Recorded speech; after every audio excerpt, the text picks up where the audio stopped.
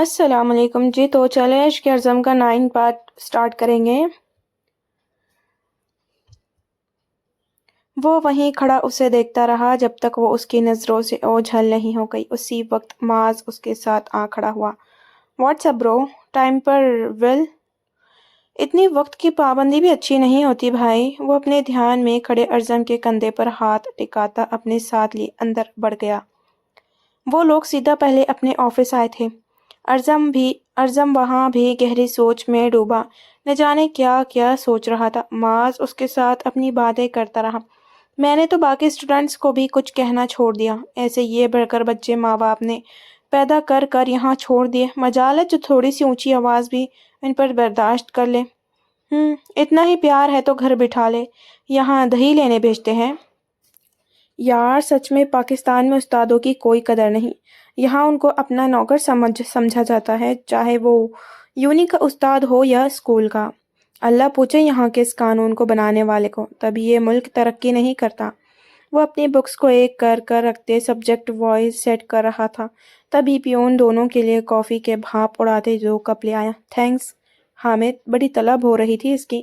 وہ اٹھ کر اس کے ہاتھ سے ٹرے لیتے سر خم کرتے شکریہ کر گیا۔ وہ بھی مسکراتے وہاں سے جانے لگا جب معاذ نے پھر اسے روک لیا۔ یہ رومی گینگ آیا ہے آج؟ جی سر آئے ہیں، اور پورے کینٹین کی بینڈ بجا رہے ہیں۔ اس کی بات پر اعظم نے سر اٹھا کر اسے دیکھا۔ وہ جواب دے کر چلا گیا۔ معاذ نہ جانے کیا کیا بولتا گیا، لیکن اعظم نے اب بھی کچھ نہیں سنا تھا۔ کیا آج جو اس نے دیکھا اس کے بعد وہ کچھ سن سکتا تھا؟ بھائی تم کہاں گم ہو؟ مجھے تو اب شک ہونے لگا ہے، پکا کسی لڑکی کا چکر ہے نا؟ محبت ہو گئی لگتا ہے۔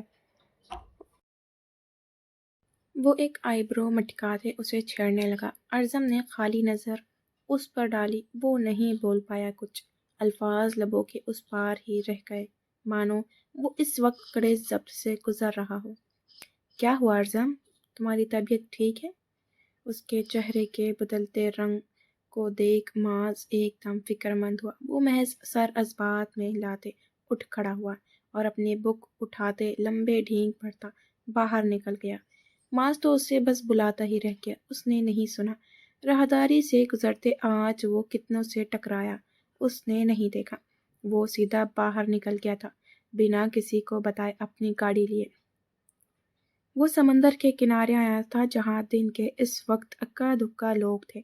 سب کسی نے کسی کے ساتھ آئے ہوئے تھے اور وہ اکیلا لہروں کے بیچ کھڑا تھا۔ سورج کی شعاعیں اس کے چہرے پر پڑتی اس کی رنگت مزید چمکا رہی تھی۔ وہ آنکھیں بند کرتا چہرہ اوپر آسمان کی جانب کر گیا جب ایک منظر اس کی نظروں کے پردے پر لہرا گیا۔ بے تحاشا دل نے تجھ کو ہی چاہا ہے۔ وہ ہاتھ میں گٹار پکڑے بیٹھا تھا، اس کی انگلیاں بڑی مہارت سے فضاؤں میں دھن بکھیرتی ہر ایک کو ہپنوٹائز کر رہی تھی۔ ہر کوئی مدہوش سا ہوتے اس کے سروں میں گم ہو رہا تھا۔ وہی کوئی تھا جو بے پناہ محبت بھری نظروں سے اسے دیکھ رہا تھا۔ ہر دعا میں نے تجھ کو ہی مانگا ہے، تیرا جانا جیسے کوئی بد دعا، دور جاؤ گے جو تم، مر جائیں گے ہم۔ اس کے الفاظوں اور لہجے میں محبت نہیں عشق بول رہا تھا، بے پناہ عشق جو دنیا میں کم ہی آج کسی کو کسی سے ہوتا ہے، اور وہ اسے تھا مقابل بیٹھے شخص سے بے پناہ عشق۔ یہ بات مقابل بھی جانتا تھا، بہت اچھے تھے، دونوں کی آنکھیں ملی ہوئی تھی، آس پاس سے بیگانہ وہ ایک دوسرے کی آنکھوں میں کھوئے ہوئے تھے۔ صنم تیری قسم، او صنم تیری قسم، او صنم تیری قسم، تمہیں دیکھتے ہی آنکھیں ہو جاتی ہیں۔ مقابل نے بھی ایک لائن بولی تھی، اور یہ لائن ہی اس عاشق کے لبوں پر ایک پیار سی مسکراہٹ بکھیر گئی، اسے مرتے مرتے زندہ کر گئی تھی۔ صنم تیری قسم، صنم تیری قسم، صنم تیری قسم، وہ مزید جنونی انداز میں گاتا ہوا ایک اسٹیٹک سی دھن بکھیرنے لگا۔ یہ دھن سب کے جذباتوں کو پل میں جگا گئی تھی، ان کے دلوں کے غم جن کو وہ اپنے اندر دبائے بیٹھے تھے۔ ہوا یہ کیا حشر میرا، جدا ہوا صبر میرا، میں تیرے بن ایک لمحہ کیوں کبھی نہ جیا، رات بھر عشقوں نے تجھ کو پکارا ہے، ہر دعا میں نے تجھ کو ہی مانگا ہے۔ اس کے لہجے میں درد تھا، اس کی آنکھوں میں خون سی خون کی سرخی تھی، کیونکہ وہ مقابل نہیں تھا جسے اس نے چاہا تھا، نہیں تھا۔ وہ یہ احساس اس کی روح تک کھینچ گیا۔ اس کے چہرے کا رنگ زرد پڑنے لگا تھا۔ وہ اپنا تماشا نہیں بنوانا چاہتا تھا، وہ ضبط کر رہا تھا خود پر۔ وہ کر سکتا تھا۔ وہ ٹوٹتا صرف تنہائی میں تھا، کیونکہ وہ کسی کو نہیں دکھانا چاہتا تھا کہ وہ ٹوٹا ہوا، بکھرا ہوا شخص ہے۔ وہ نہیں دکھانا چاہتا تھا۔ وہ چیخ پڑا۔ سمندر کی لہروں نے اس کی درد بھری چیخ سنی اور وہیں ٹھہر گئی۔ پھر ایک بڑی لہر اس کی جانب آنے لگی۔ وہ یکٹک اسے دیکھ گیا۔ خون آج بھی اترا ہوا تھا، لیکن تب چھلکا نہیں تھا۔ آج چھلکے گا، آج وہ روئے گا۔ خون کے آنسو، تیرا جانا جیسے کوئی بد دعا، تیرا جانا جیسے کوئی بد دعا، دور جاؤ گے جو تم مر جائیں گے ہم، صنم تیری قسم، صنم تیری قسم، او صنم تیری قسم، تمہیں دیکھتے ہی آنکھیں ہو جاتی ہیں نم۔ مقابل کی اسی لائن پر اسے پھر ہنسی آئی۔ وہ ہنسا تھا، دل کھول کر ہنسا تھا، لیکن آج اس کی ہنسی پر سب کو رونا آیا تھا۔ اس کی ہنسی چبھتی ہوئی مقابل کی آنکھیں نم ہونے لگی تھی۔ کیا اس نے محسوس کیا سامنے والے کا درد؟ کیا اس کے اندر کوئی چیخ رہا تھا، پوچھ رہا تھا کہ سامنے والے نے درد محسوس کیا؟ نہیں کیا نا، نہیں کیا۔ ایک پیاری نرم سی دھن بکھر رہی تھی جب ایک دم بجلی کی کڑک میں اس نے بھی اپنی جان لیوا جان نکالتی دھن بدلی، ایسی دھن جو سامنے والے کی روح کھینچ گئی۔ وہ دھن بجا رہا تھا، نہیں، وہ سامنے والے کو اذیت کی موت مار رہا تھا۔ نشہ تیرا دل کو لگا، دینا نہیں مجھ کو دغا، میں تیری یاد کا مارا ہے، کیا میری خطا؟ اس نے چہرے کے اشارے سے پوچھا تھا۔ اس کی خطا، دو جواب، لیکن نہیں آیا جواب۔ تیرے بن ناممکن اپنا گزارا ہے، ہر دعا میں نے تجھ کو ہی مانگا ہے، تیرا جانا جیسے کوئی بد دعا، تیرا جانا جیسے کوئی بد دعا، دور جاؤ گے جو تم مر جائیں گے ہم، صنم تیری قسم، صنم تیری قسم، صنم تیری قسم، تمہیں دیکھتے ہی آنکھیں ہو جاتی ہیں نا۔ اس نے آخری جملہ ادا کیا۔ یہ اس کا آخری تھا۔ اس کے بعد نہ وہ آواز کبھی سنائی دی، نہ وہ ظالم چہرہ کبھی دکھائی دیا۔ ایک گرم آنسو کا قطرہ نکل کر ہوا کی وجہ سے رخ بدلتا ارزم کے کندھے پر آ گیا۔ وہ شل ساکت کھڑا سامنے بنتی لہروں کو دیکھ رہا تھا۔ وہ بن رہی تھی، ختم ہو رہی تھی۔ ان کو پتہ تھا وہ آگے آ کر ختم ہو جائیں گی۔ جس ساحل کے متمنی بن کر وہ آگے آ رہی تھی، وہ ان کو ختم کرے گا۔ وہ پھر بھی آ رہی تھی۔ کیا ان کو آنا چاہیے تھا؟ وہ خود سے پوچھ رہا تھا۔ جواب آیا، ہاں، جب تک جان ہے، ہمت ہے، تب تک آؤ۔ پھر بے شک ٹوٹ جاؤ، ختم ہو جاؤ، ایک نہ ایک دن تو ان لہروں پر بھی ساحل کو ترس آئے گا۔ ایک دن تو وہ بھی ان کے ساتھ مل کر طوفان مچائے گا، ایسا طوفان جو دیکھنے والوں کے ہوش اڑا دے۔ لیکن ہر طوفان سے پہلے خاموشی سمندر میں برپا ہوتی ہے۔ وہ خاموشی بہت خطرناک ہوتی ہے، اور اس وقت ارزم تاشفین آفریدی سمندر کی ٹھہری خاموشی تھی، جو دکھ تو خوبصورت رہی تھی مگر اندر سے بہت بھیانک تھی۔ وہ کھڑا رہا، وہاں کی کھلی فضا کو محسوس کرتا رہا، اپنے اندر سے سر اٹھاتے طوفان کو دباتا رہا۔ اسے دبانا تھا، یہ ضروری تھا۔ اندر سے پھر کوئی بولا، ضروری ہے۔ اس کے لبوں نے بھی اختیار جواب دیا۔ وہ اپنے اندر باہر کے الجھنوں میں الجھا ہوا تھا۔ جب اس کا موبائل رنگ کرنے لگا، اس نے کوٹ کی جیب سے موبائل نکال کر دیکھا۔ سامنے پروفیسر ماس کا نام جگمگا رہا تھا۔ ارزم نے گہری سانس خارج کرتے کال پک کرتے فون کان سے لگایا۔ کہاں چلے گئے ہو؟ پوری یونی میں ڈھونڈ لیا ہے، 36 بار کال کر چکا ہوں، کہاں ہو تم؟ وہ قدرے غصے میں لگ رہا تھا۔ ہاں، اس نے کال کی تھی جب ارزم تاشفین آفریدی یہاں رہ کر بھی یہاں نہیں تھا۔ کیوں؟ تمہیں کیوں فکر ہو رہی ہے؟ لہجہ دھیما تھا مگر مقابل میں آگ لگا دینے والا۔ ارزم، بکواس بند کرو، مجھے فکر ہو رہی ہے، بتاؤ کہاں ہوں، اور ایسے اچانک کیوں گئے؟ وہ اس کے بچپن کا دوست تھا، اس کے ایک ایک رنگ سے واقف۔ اس کا اس طرح چلے جانا ماس کو خاصی شدید پریشانی میں مبتلا کر گیا تھا۔ اپنی قسمت سے ملنے آیا تھا، جس نے آج ایک بار پھر مجھ سے میری قسمت چھین لی۔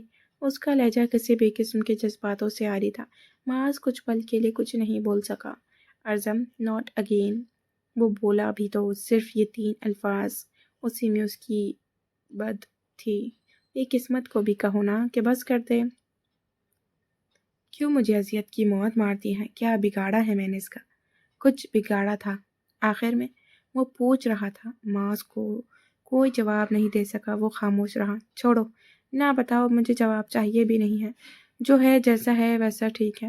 خود کو نارمل کرتے اس نے دھیرے سے مسکرا کر کال منقطع کر دی اور سامنے لہروں کو بنتے ٹوٹتے دیکھنے لگا۔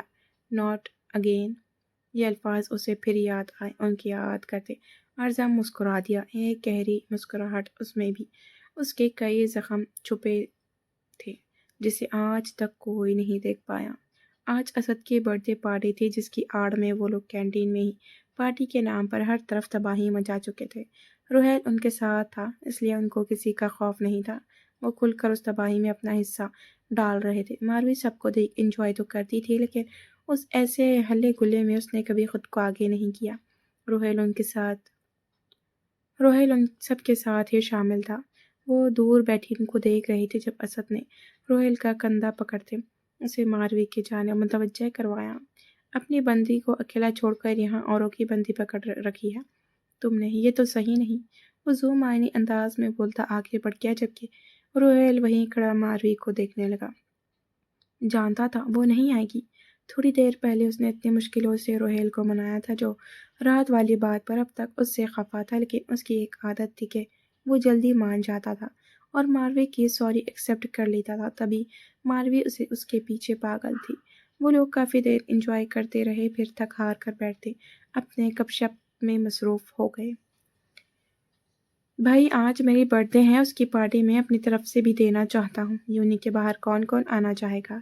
اس کے پوچھنے پر سب نے بیک وقت بلند کے سوائے ماروی کے۔ وہ جانتی تھی یہ پارٹی لیٹ نائٹ ہوگی اور اسے فروا کبھی اس کی اجازت نہیں دے گی، تو سب آج مل کر کلب چلیں گے اور خوب انجوائے کریں گے۔ اس کا یہ جملہ سب میں خوشی کی لہر سی دوڑا گیا، سب خوشی سے اچھلنے لگے تھے۔ ماروی مطمئن تھی، اسے برا نہیں لگا کہ وہ انجوائے نہیں کر سکتی تھی۔ اسے جتنی آزادی ملی تھی وہ اسی میں بہت خوش تھی۔ روہیل، ماروی تو آئے گی نا تمہارے ساتھ؟ تمنا نے استفساریہ پوچھا۔ ہاں کیوں نہیں، ہم دونوں آئیں گے، اس نے چہک کر جواب دیا۔ نہیں میں نہیں جاؤں گی، وہ بھی بیک وقت بولی۔ سب نے خاموش ہوتے اسے اور روہیل کو باری باری دیکھا، جو سب کے سامنے اپنی بات کے رد ہونے پر غصے سے سرخ ہونے لگا تھا۔ جانتا تھا اب اسے ان سب کی کتنی باتوں کا جواب دینا پڑتا، تبھی غصے سے اٹھ کر باہر نکل گیا۔ ماروی اسے یوں جاتے دیکھ ٹھیک ٹھاک پریشان ہوئی تھی۔ ماروی کبھی تو اس کا بھی بھرم رکھ لیا کرو، ہمیشہ اسے ہرٹ کرتی ہو، کتنی محبت کرتا ہے وہ تم سے، اور تم۔ تمنا کی بات پر ماروی کے چہرے کا رنگ متغیر ہونے لگا۔ اس نے کیا تھا، صرف نہ ہی تو کیا، اور یہ اتنی بڑی بات نہیں تھی، لیکن بقول ماروی کے وہ اٹھ کر اس کے پیچھے پیچھے گئی۔ وہ سامنے ہی بینچ پر بیٹھا اپنے دونوں ہاتھ چہرے پر رکھے نہ جانے کن سوچوں میں گم تھا، جب اسے اپنے کندھے پر کسی کے نرم ہاتھوں کا لمس محسوس ہوا، لیکن اس نے سر نہیں اٹھایا۔ اس لمس کو وہ ہزاروں لمس میں بھی پہچان سکتا تھا۔ روح، تم باہر کیوں آ گئے؟ وہ روحان سی ہوتی پوچھنے لگی اور اس سے ذرا فاصلے پر بیٹھ گئی۔ اندر رہ کر سب کی تمسخر اڑاتی نظریں جھیلوں۔ وہ ایک دم ہتے سے اکھڑنے لگا۔ ماروی کچھ دیر کچھ بول نہ سکی۔ تم ہمیشہ میری انسلٹ کرواتی ہو، ہمیشہ، اس نے ہمیشہ لفظ پر زور دیا۔ کبھی تو میری ہاں میں ہاں ملا دیا کرو، باقی پارٹنرز بھی تو ہیں۔ اس کا سخت لہجہ ماروی کی شہد رنگ آنکھوں کو پل میں بھگو گیا۔ لیکن مجھے اجازت، وہ کچھ بولنے لگی تھی کہ روہیل نے بیچ میں ہی ٹوک دیا۔ فار گاڈ سیک، تم کوئی چھوٹی بچی نہیں ہو جو آج بھی تمہیں اجازت کی ضرورت پڑے، اور میں ہوں نا ساتھ، پھر کیسا ڈر؟ تمہیں مجھ پر یقین ہے نا؟ وہ پوچھ رہا تھا، جبکہ اس کا سوال ماروی کا دل بھاری کرنے لگا تھا۔ اسے اس سوال سے ہی جیسے اب خوف آنے لگا تھا، لیکن پھر بھی وہ روہیل کی خوشی کے لیے سر دھیرے سے اسبات میں ہلانے لگے۔ تو آج تم چلو گی؟ میں کوئی ایکسکیوز نہیں سننا چاہتا، وہ حتمی لہجے میں بولتے اٹھ کھڑا ہوا۔ ماروی کو کچھ کہنے کا موقع ہی نہیں دیا۔ وہ خاموش بیٹھی سامنے چھوٹی چھوٹی گھاس کو دیکھ رہی تھی، جب پیچھے سے اسے روہیل کی آواز سنائی دی۔ اگر تمہیں واقعی مجھ پر میری محبت پر یقین ہے تو تم ضرور آؤ گی، نہیں تو میں سمجھوں گا کہ تم مجھ پر یقین نہیں کرتی۔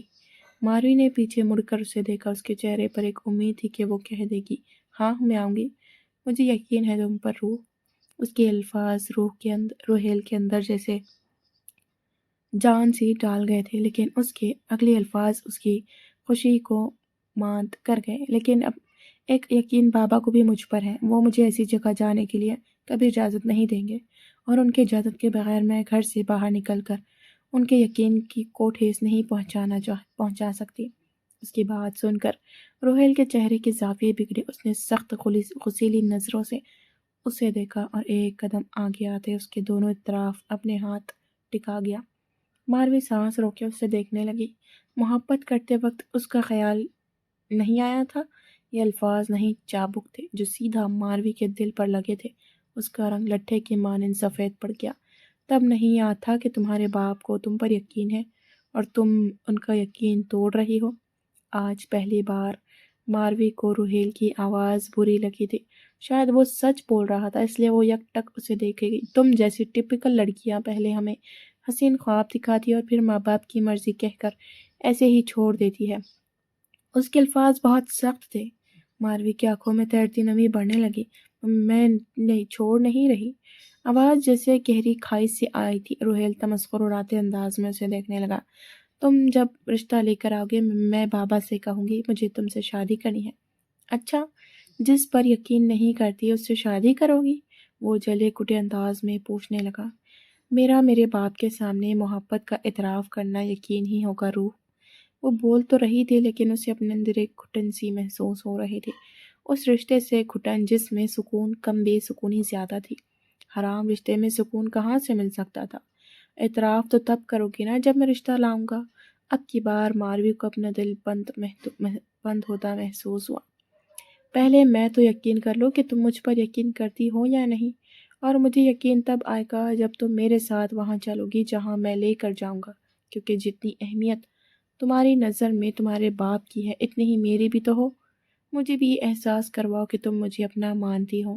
اس کے لہجے میں بے پناہ محبت تھی۔ ایک پل کو ماروی کا دل اس کے حق میں آواز اٹھانے لگا تھا۔ ہاں، وہ اس کا ہونے والا شوہر تھا۔ اس کی بھی خواہش ہوگی کہ اس کی بیوی اس کی تابعداری کرے، لیکن لے دے کر اسے اپنے بابا کا خیال آ جاتا۔ دیکھو ماروی، میں خود تمہیں کسی ہر غلط جگہ نہیں لے جانا چاہتا، نہ لے جا سکتا ہوں، لیکن کیا میرا دل نہیں چاہے گا کہ تم بھی میری باتیں مانو، میری خوشی کا خیال کرو جیسے ایک لائف پارٹنر کرتا ہے؟ اس کی بات پر ماروی سر اس بات میں ہلانے لگی۔ ہاں، اب روہیل کی اہمیت بھی اتنی ہی تھی جتنی اس کے بابا کی۔ تیار رہنا، میں تمہیں رات کو لینے آؤں گا۔ وہ مسکرا کر بولتے ماروی کا گال چوم کر اندر کی جانب چلا گیا، جبکہ ماروی اس کے لمس پر ہی اپنے گال پر ہاتھ رکھے سوچنے لگی کہ وہ کیسے جائے گی۔ اجازت مانگنے سے بھی نہ ملتی، اسے خود کوئی قدم اٹھانا تھا۔ وہ نہیں جانتی تھی کہ جن الفاظوں کے سحر میں وہ ساحر اسے جکڑ گیا تھا اس کا اسے کیا نقصان ہو سکتا تھا، اور اس کی زندگی کس ڈگر پر جانے والی تھی۔ کیا بات ہے میرا بیٹا آج خاموش ہے؟ عمر نے کھانا کھاتے ہوئے نوٹ کیا تھا کہ آج ماروی خاموش تھی، ورنہ تو اس ٹیبل پر ماروی اور فروا کی ان بن نہ ہو، ایسا کبھی نہیں ہوا تھا۔ وہ بابا، اس نے بولنے کے لیے اچھی خاصی ہمت جمع کی۔ ملال اور زنور بھی اسے دیکھ رہے تھے۔ وہ کبھی اتنا نہیں ہچکچائی تھی۔ میری فرینڈ کی نا برتھ ڈے پارٹی ہے آج عمر صاحب نے آج لفظ پر زور دیتے حیرت سے پوچھا۔ وہ لوگ رات کو ڈنر کر رہے تھے، لیکن بچے آج کا دن تو پورا ہو گیا۔ ان کی بات پر ماروی کی رنگن پھک پڑی۔ وہ اپنے لب دانتوں سے کاٹتی سوچنے لگی اب کیا کہے۔ وہ بابا، اس نے نا رات کی پارٹی رکھی ہے اور مجھے بھی انوائٹ کیا ہے۔ اس نے ہمت کرتے جلدی سے بات پوری کی۔ سب میں گہری خاموشی سی چھا گئی۔ کوئی ضرورت نہیں رات کے اس وقت کہیں جانے کی۔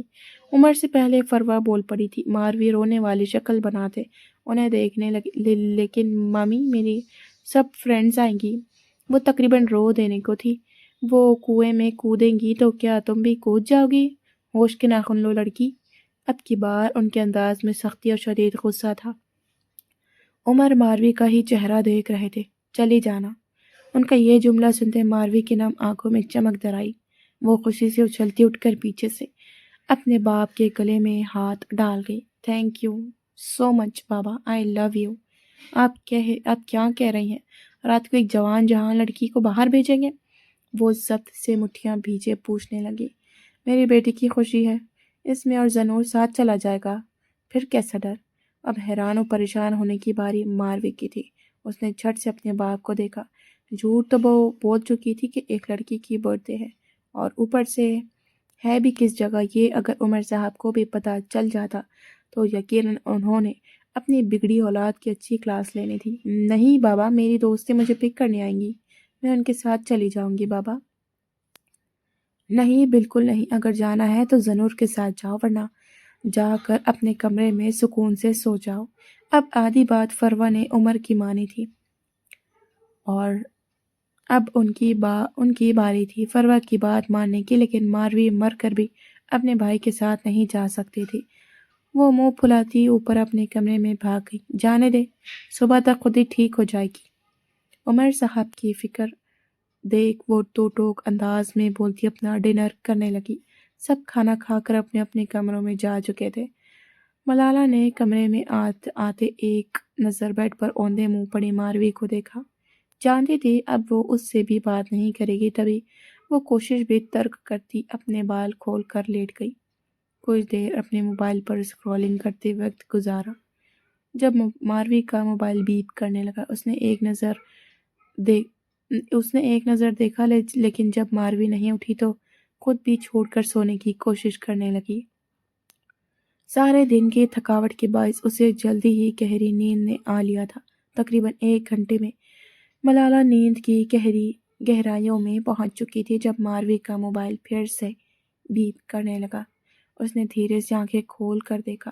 سامنے روہیل کا نام جگمگا رہا تھا۔ میں نیچے کھڑا تمہارا انتظار کر رہا ہوں۔ اس کا یہ میسج پڑھتے ماروی کی آنکھیں پھٹی۔ اس نے جلدی سے اٹھ کر بالکنی سے نیچے جھانک کر دیکھا۔ وہ سچ میں نیچے کھڑا گاڑی سے ٹیک لگائے، چہرے پر ایک دلکش مسکراہٹ لیے ہوئے تھا۔ ماروی کا شدت سے دل چاہا کہ رو دے۔ اسے اپنا آپ ایک قید میں محسوس ہوا۔ جلدی آ جاؤ، تم تیار بھی نہیں ہوئی۔ اس کے اگلے میسج پر ماروی نے نم ہوتی آنکھوں سے اسے دیکھا۔ اگر وہ باپ تھا تو نیچے کھڑا شخص اس کا ہونے والا شوہر، یہی سوچتے اس نے ایک گہرا سانس خارج کیا۔ بس 10 منٹ میں آ رہی ہوں، اسے رپلائی دیتے ہوئے جلدی سے اندر گئی اور ایک نظر ملالہ کو دیکھا۔ وہ ہمیشہ گہری نیند سوتی تھی۔ ماروی وارڈروب سے اپنا سب سے اسٹائلش ڈریس نکال کر باتھ روم میں گھس گئی اور جلدی سے فریش ہوتے ہی مرر کے سامنے اپنے میک اپ کی کچھ چیزیں پرس میں ڈال کر بالکنی کے جانب گئی۔ روہیل اب بھی اسی طرح کھڑا تھا۔ اس نے ہاتھ سے اشارہ کرتے پرس نیچے پھینکا اور خود بڑی مہارت سے نیچے اترنے لگی۔ روہیل اسے ایسے اترتے دیکھ جتنا حیران ہو سکتا تھا وہ ہوا تھا۔ وہ جلدی سے دبے پاؤں باہر آئی۔ یہ تم کیسے آئی ہو؟ وہ حیرت کے مارے بس یہی پوچھ سکا۔ کیسے مطلب؟ اب اگر ضد کرو گے تو ایسے ہی آنا پڑے گا، وہ تڑک کر بولتی جلدی سے اس کی گاڑی میں جا بیٹھی۔ روہیل کو اس کی یہ حرکت بے حد کیوٹ لگی تھی۔ وہ مسکراہٹ دباتے خود بھی گاڑی میں جا بیٹھا۔ تم نے میرے لیے کیا یہ سب؟ وہ محبت بھرے لہجے میں پوچھ رہا تھا۔ ماروی نے دھیرے سے سر اس بات میں ہلایا، جسے دیکھ روہیل اندر تک سرشار ہوتے گاڑی سٹارٹ کر گیا۔ وہ بہت زیادہ ڈری ہوئی لگ رہی تھی۔ یہ عمل کر تو بیٹھی تھی لیکن اب دل بری طرح سے دھک دھک کر رہا تھا۔ تم نہیں جانتی تم نے یہ کر کر مجھے کتنی بڑی خوشی دی ہے۔ میرا مان رکھ لیا تم نے۔ اس کی یہ بات سنتے ماروی کا خوف ذرا زائل ہونے لگا۔ وہ خوش تھا تو وہ بھی خوش تھی۔ وہ ڈرائیونگ کرتے اس سے بات کرتا جا رہا تھا جبکہ ماروی بیک یو مرر میں دیکھتی اپنا ہلکا پھلکا سا میک اپ کر رہی تھی۔ بٹ پلیز جلدی واپس آئیں گے ہم سب کے اٹھنے سے پہلے، پلیز۔ آخر میں جیسے منت کی روہیل گہری مسکراہٹ مسکرا کر رہ گیا۔ ڈونٹ وری میری جان، ہم جلدی آ جائیں گے۔ تم ریلیکس ہو کر اپنا میک اپ کرو۔ مجھے میری ہونے والی بیوی سب میں الگ چاہیے۔ اس کے منہ سے بیوی لفظ سنتے ماروی کی رنگت ایک دم سرخ پڑی تھی۔ وہ مسکراتی لپ گلوس لگا رہی تھی جب روہیل کی نظر اس کے ہوش ربا ہونٹوں پر گئی۔ ان کو دیکھ اس کا دل بے اختیار تیزی سے دھڑکنے لگا۔ وہ ان پر لپسٹک لگا کر انہیں مزید خوبصورت اور قاتل بنا گئی تھی۔ اس سے بڑھ کر اس کے نچلے ہونٹ کے دائیں جانب وہ چھوٹا سا تل جو ہونٹ کے بے حد قریب اسے اور مزید قاتلانہ بنا رہا تھا۔ وہ یک ٹک اسے دیکھے گیا۔ کیسی لگ رہی ہوں؟ ماروی نے چہک کر پوچھا۔ روہیل ایک گہری نظر اس کے خوبصورت چہرے پر ڈالے۔ منہ سے بتاؤں یا عمل سے؟ اس کے سوال پر ماروی یک دم ٹھٹک گئی۔ مطلب؟ ناسمجھی سے پوچھا جب روہیل نے ڈرائیونگ کرتے اس کی گردن کے پیچھے ہاتھ ڈالتے بے اختیار اس کے لبوں کو اپنے منہ میں بھر گیا اور پوری شدت سے اس کی نمی کھینچ کر اپنے حلق میں اتارتے ان کو پوری طرح سے سرخ کر دیا۔ ماروی حق دک سی اسے دیکھے گئی۔ اب دوبارہ لگاؤ، بہت پیاری لگ رہی تھی۔ وہ شریر ہوتے اپنی ہنسی دبا کر آگے راستے کی جانب اپنی ساری توجہ مبذول کر گیا۔ ماروی کو سمجھ نہیں آئی کہ کیا کہے۔ اس کے اس عمل پر اسے غصہ نہیں آیا تھا تو پیار بھی نہیں۔ پتہ نہیں کیوں وہ شرم سے سرخ ہوتی اپنا باقی کا میک اپ کرنے لگی۔ آج تمہیں بتاؤں گا اسد کہ یہ لڑکی مجھ سے کتنی محبت کرتی ہے۔ روہیل نے یہ ٹیکسٹ میسج سیدھا اسد کے موبائل پر بھیجتے ایک نظر ماروی کو دیکھا۔ وہ تو جانتی بھی نہیں تھی کہ آگے اس کے ساتھ کیا ہونے والا تھا۔ سو یہ تھے ویورز آج کے ایپیسوڈ۔ انشاءاللہ 10واں پارٹ کل آئے گا۔ اللہ حافظ۔